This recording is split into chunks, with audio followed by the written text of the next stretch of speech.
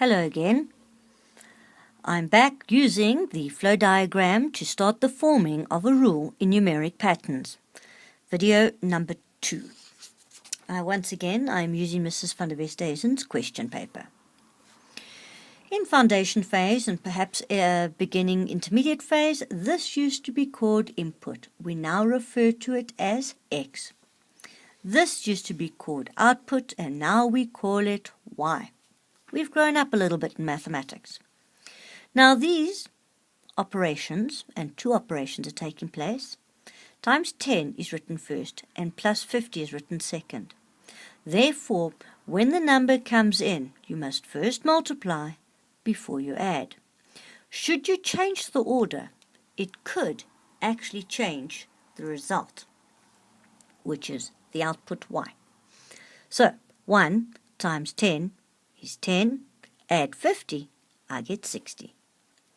5 times 10 is 50, plus 50 gives me 100. 10 times 10 is 100, plus my 50 will give me 150. 20 times 10 gives me 200, add my 50 and I get 250. 100 times 10 gives me 1000. Adding my 50 will give me 1050. I'm now going to take this information and I'm going to put it in a table. 1 times 10 is 10. Plus 50 is 60. I'm just going to highlight my operations. First, I times by 10, and then I added 50. Now I'm assuming you realize that this and this matches into the table. 1 and 60, 5 and 100, 10 and 150, okay, 20 and 1050. Right, this information has now been formed and tabulated in the table.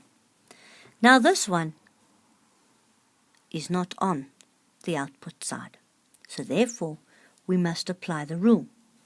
So you say 150 times by 10. What do you get? 1,500. But we're not finished. The rule says you must then add your 50. So if you add 50 to that, you would get 1550.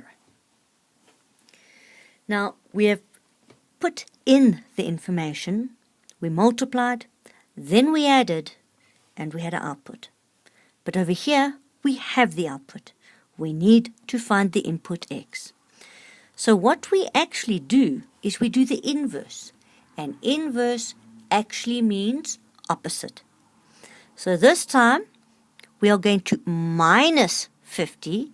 So 2050 minus 50 is going to give me 2000. And then instead of multiplying by 10, I'm going to divide by 10.